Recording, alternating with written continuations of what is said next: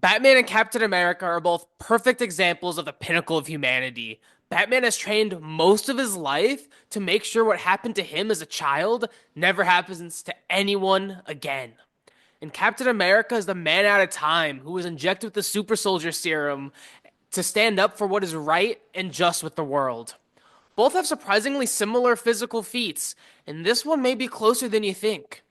Today, we're going to analyze their origins, powers, and weaknesses to determine who would win, Batman or Captain America.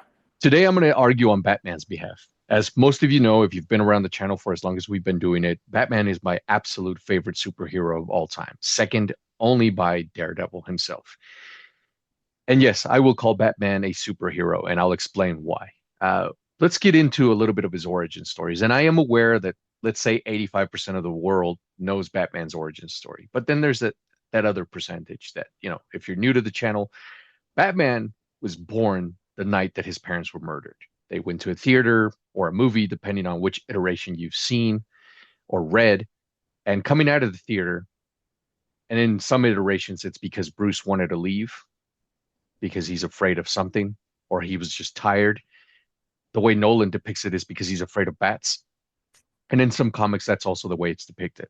They step out, they get mugged, and they get shot. Now, in later iterations, it's more planned out. It's because, which I'm not a fan of, by the way, it's because Carmine Falcone had a falling out with Thomas Wayne and he had them killed. I like it more the fact that it's a random act of just bad timing. I like that more. That's the way I like it. Because when you get into this whole Carmine Falcone, Thomas Wayne was this upright citizen. He just kind of fell in with the wrong crowd. It's not that the Wayne family name is tainted for me. That's not the issue. It's just it becomes a little bit too elaborate and there's too many like strings pulling things.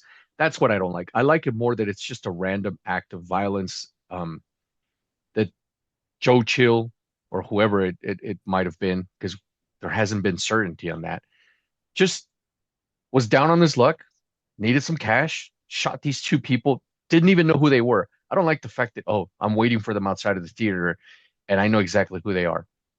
So anyway, young Bruce Wayne is marked by this event. Imagine being 9 or 12 years old and watching your parents get murdered right in front of you and you surviving it.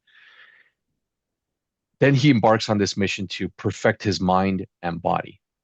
Because as Griff said at the beginning, he wants to stop this from ever happening to anyone else again. And of course, that's the delusion because, well, he can't, because death is death.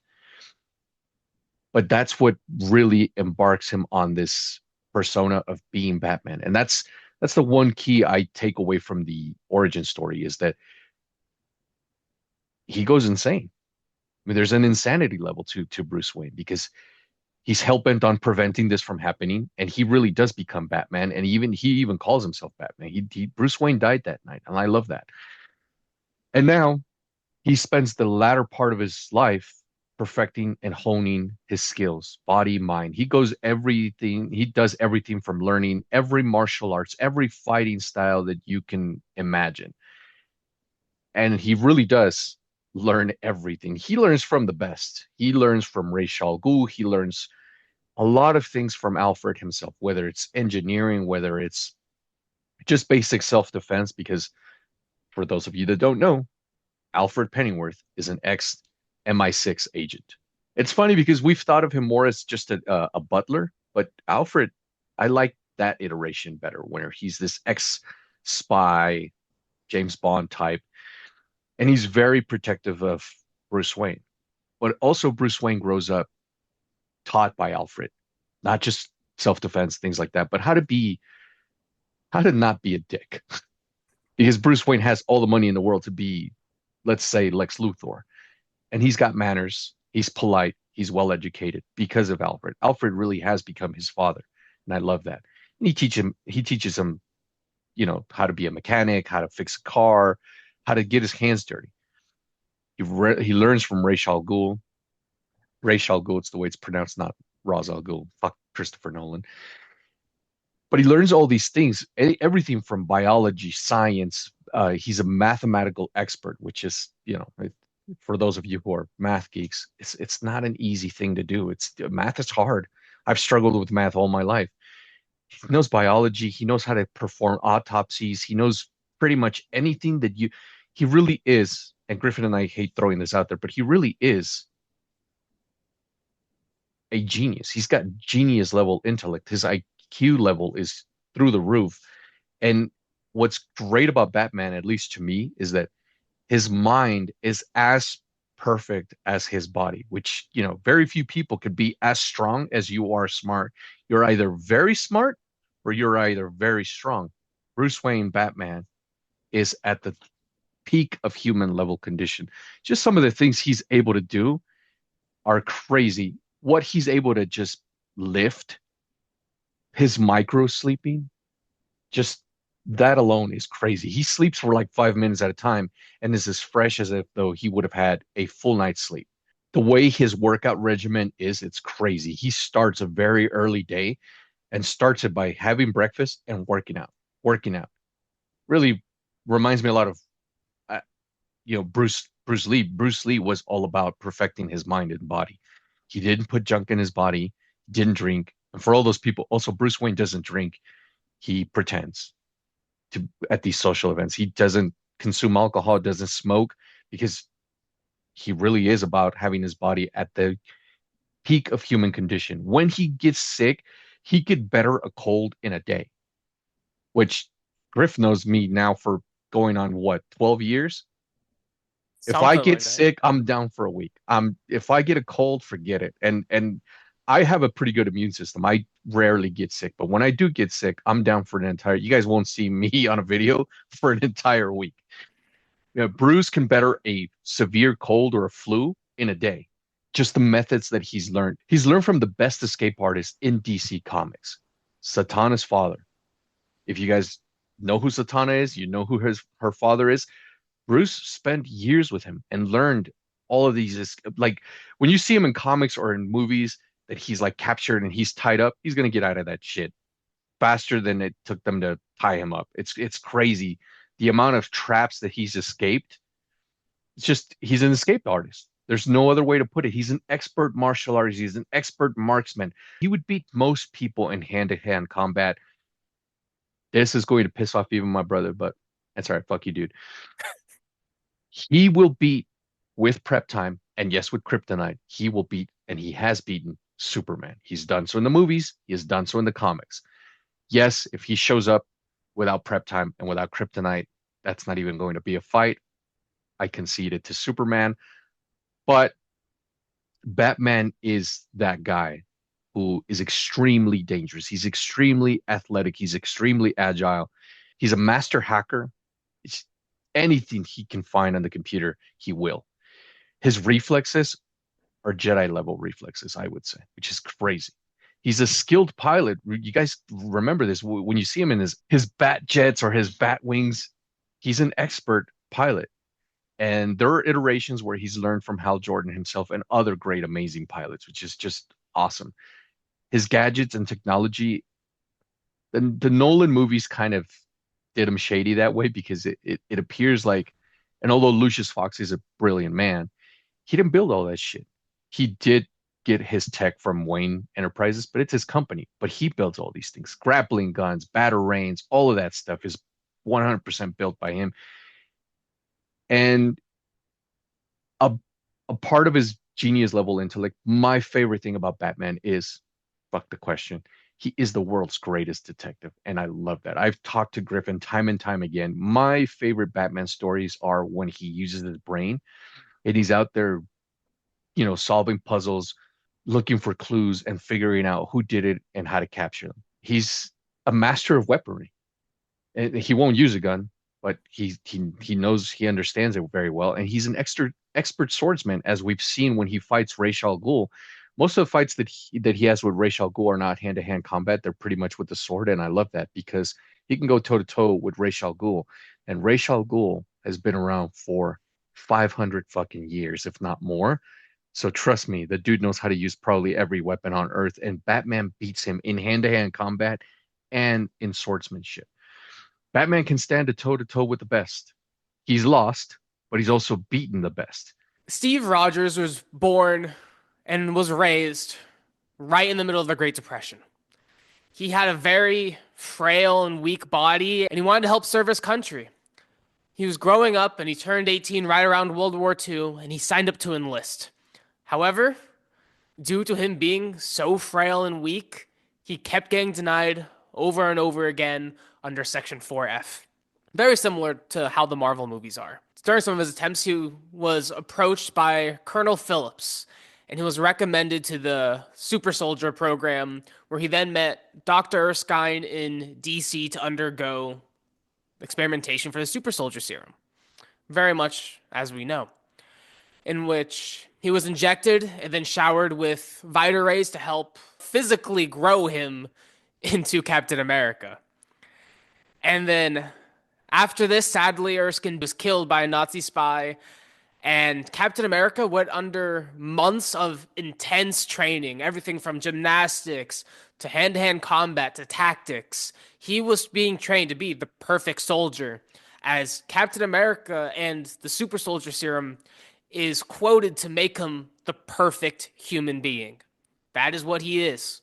That is what he is designed to be. And he fought bravely in World War II. He went into the ice when he went to go stop Baron Zemo from dropping bombs over the United States. And this is where Bucky allegedly perished. And Captain America fell into the ice. And the reason why he was able to live throughout the ice was because of the Super Soldier Serum.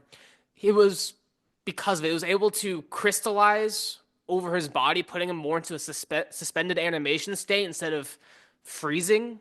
So he was still able to not age and be able to live instead of just dying right there on the spot. And one thing I think is pretty funny about his stint in World War II is, as you know, and as you can see from the image, he has those wings on his head. Originally, he had the wings, but they're on a helmet that was attached from his suit. And I think it's really funny how one villain took off his helmet, grabbed it by the wings, and just started bashing Captain America with it. And because of that, we now get it attached to his suit. I just think that's pretty funny. As I said, Captain America froze. He froze in the English Channel and was found later by Namor the Submariner and by the Avengers. And funny enough, despite popular belief, Captain America is not a founding member of the Avengers. He is actually their first recruit. However, retroactively, they have made him an honorary founding member, but he's the first recruit. And Captain America from there stood up for truth, justice, and it's kind of a groaner, the American way. Even when he gave up on his country, he still believed in what the American way should be and what he believed in. And surprising enough, in comic book terms, he has no superhuman abilities. Although some of the feats to us may seem superhuman, these are just the peak of humanity. With his strength, he is able to bench press 1 ton, just 2,200 pounds, as a warm up. Now, I don't know about you guys. That is a crazy warm up. He is able to run a mile in a little bit over a minute. So that's a little bit less than 60 miles an hour. And over continuous periods, he's able to run 45 miles per hour over a long period of time. Not superhuman, but very, very damn close to it. He is extremely durable, and probably the most fascinating and, in my opinion, superhuman part about him is his endurance.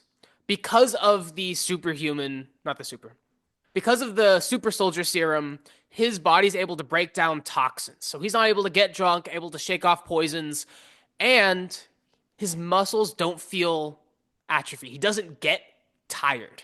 And that is perhaps the biggest superhuman thing about him. And I feel like the MCU is a very washed up version of Captain America. In the comics, he is so much more powerful than how he's shown. Albeit the Chris Evans one is definitely a bit more interesting. The comics version, the powers are just dialed up that much higher. And yeah, he doesn't get tired. And his reflexes and dexterity, he is a trained acrobat. and he's able to maneuver and dodge things at point blank range, and sometimes can move even a little bit faster than the eye can perceive, just because that's just how quick he's able to move. And one thing that's not as well known about Captain America is with the super soldier serum, his intellect was also increased. This was something they added with a more recent iteration when Marvel modernized a lot of their superhero origins. One of the things that changed about Captain America was that his IQ was raised to 250 after taking the super soldier serum. And that is on top of being a master tactician. He's a master strategist that has even been recognized by the gods and has been recognized by Thor that he would follow Captain America through the gates of hell itself because Captain America is the one leading the charge. He's the one coming up with these strategies. He is brilliant. And I feel like that is very underutilized and is not as well known. And he is proficient and is a master in every martial arts known to man. He has trained with the army. He has trained with Black Widow. He is deadly, and he has been known to be able to pick up and learn things on the fly, where he was able to learn a new style and be able to become a master with a weapon in under 3 seconds. I don't know how else to attribute that besides just, again, he has such an incredible mind. I think that's just so cool. Like being able to pick up a weapon, look at it, and be able to know just exactly how it works and how to use it. He can use almost any weapon. He's most proficient with his shield, which is a vibranium adamantium alloy. So it is stronger than adamantium. So Wolverine's claws cannot cut through it. And in fact, nothing on Earth can affect his shield. Not even Magneto's powers, as his shield is not magnetic. And due to this alloy, when he throws it, it is able to maintain its angular momentum, which, again, since Cap has trained for it for so long, he knows it like the back of his hand. When he throws it, he will know where it's going to end up and will be there to catch it every single time. In some iterations, namely the MCU, it is magnetized, but more often than not, there's nothing that's able to affect it. And to even go further on his martial arts, he has been seen to fight to a standstill with Spider-Man. He has beaten Iron Fist, whose entire shtick is martial arts. He has beaten Daredevil on occasion, although Daredevil then has beat US Agent, which then puts him. I would say Daredevil and Captain America are about even for fighting prowess. Oh, he They're beat pretty the close. crap out of U.S. agent. That is true. And then for weaknesses, he doesn't really have any inherent weakness.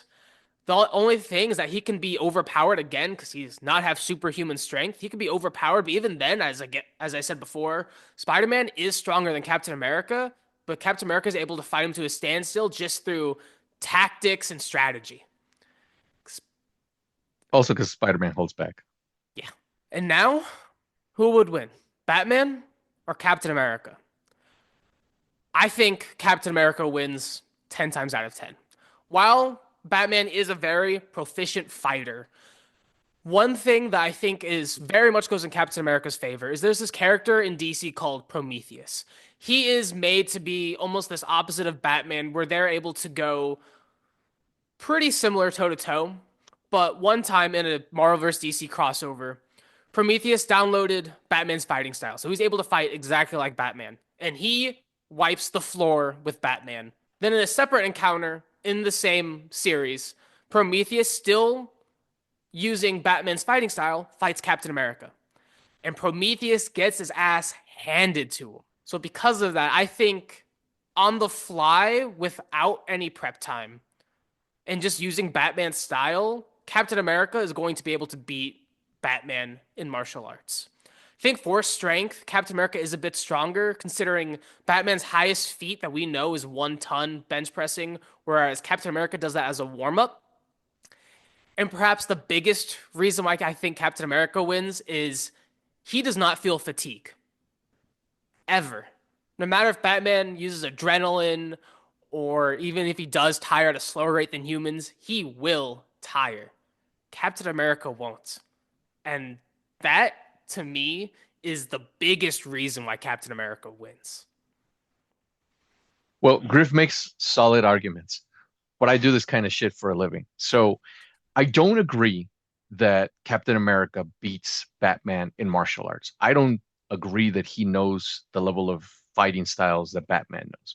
He's been around longer, I'll grant you that, but that's mainly, as Tony Stark so eloquently said, because he's been a popsicle for, you know, 70 years. Yes, with Prometheus, as Griff said, okay, I get that, and I get his reasoning. However, I do think Batman is the greater martial artist, if you will. And I do think that Batman is the greater tactician.